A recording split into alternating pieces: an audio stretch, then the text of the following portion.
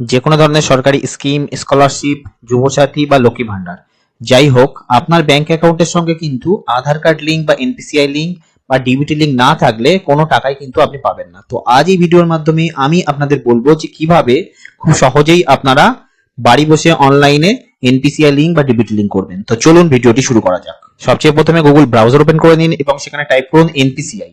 NPCI click করার পর প্রথম যে ওয়েবসাইটটা আসবে এখানে ক্লিক করুন। ক্লিক করার পর আপনাদের সামনে কিন্তু এমন একটি পেজ চলে আসবে। এই পেজটি খুলে যাওয়ার পর আপনি উপরে দেখতে পাবেন কাস্টমার বলে একটা অপশন আছে, এখানে ক্লিক করবেন। ক্লিক করার পর এই যে ভারত আধার সিডিং এনেবল এখানে ক্লিক করবেন। আপনাদের সামনে এমন একটি পেজ খুলে আসবে। এই পেজটিতে কিন্তু কাজ করার জন্য আপনারা 8 মিনিট টাইম পাবেন। তো আপনারা সবচেয়ে প্রথমে আপনাদের আধার ম্যাপ স্ট্যাটাস দিয়ে কোন ব্যাংকের সঙ্গে আপনাদের এনপিসিআই লিংক আছে সেটা আপনারা চেক করে নিন। এখানে আধার ম্যাপ স্ট্যাটাসে ক্লিক করুন। এরপর এখানে আধার কার্ড নাম্বার দেবেন। এরপর ক্যাপচা কোড দিয়ে চেক স্ট্যাটাসে ক্লিক করবেন। আপনাদের রেজিস্টার্ড মোবাইলে একটি ওটিপি চলে যাবে, সেটা দিয়ে কনফার্ম করবেন। তো আধার ম্যাপ স্ট্যাটাস দিয়ে চেক করলে দেখতে পাবেন যে আপনাদের এখানে আধার কার্ড নাম্বার দেখাবে, ম্যাপিং হিস্ট্রি, কোন ব্যাংকের সঙ্গে লিংক আছে, কবে লিংক আছে সেটা কিন্তু আপনারা এখানে দেখতে পাবেন। এখানে সমস্ত ডিটেলস আপনারা দেখে নেবেন যে কোন ব্যাংক আপনাদের এখানে অ্যাড করা আছে। যদি ঠিকঠাক ব্যাংক অ্যাড করা না থাকে তাহলে আপনারা চলে যাবেন আধার সিডিং বা ডিসিডিং এই অপশনটাতে। এখানে আধার সেটিং করার জন্য সবচেয়ে প্রথমে এখানে আধার কার্ড নাম্বার দেবেন। এরপর আপনি কি করতে চাইছেন, সিডিং না ডিসিডিং করতে চাইছেন, সিম্পলি সিডিং এ ক্লিক করবেন। এরপর আপনার যে ব্যাংক অ্যাকাউন্ট আছে সেই ব্যাংক অ্যাকাউন্টটি আপনি এখানে সিলেক্ট করে নেবেন, কোন ব্যাংকের অ্যাকাউন্ট।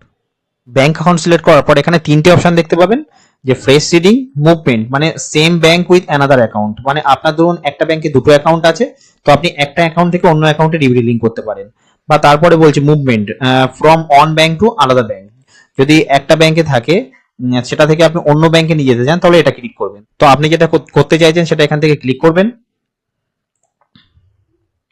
ক্লিক করার পর আপনার যে অ্যাকাউন্টে আপনি আধার সেটিং করতে চাইছেন সেই অ্যাকাউন্টের নাম্বারটা আপনি এখানে দেবেন। এরপর কনফার্ম অ্যাকাউন্ট নাম্বার দেবেন। দেওয়ার পর এখানে ক্লিক করবেন। ক্লিক করার পর এখানে ক্যাপচার কোডটি দিয়ে দেবেন এবং সাবমিট বাটনে ক্লিক করবেন। সাবমিট বাটনে ক্লিক করার পর আপনার রেজিস্টার্ড মোবাইল নাম্বারে কিন্তু ওটিপি আসবে, ওটিপিটা দিয়ে কনফার্ম করবেন।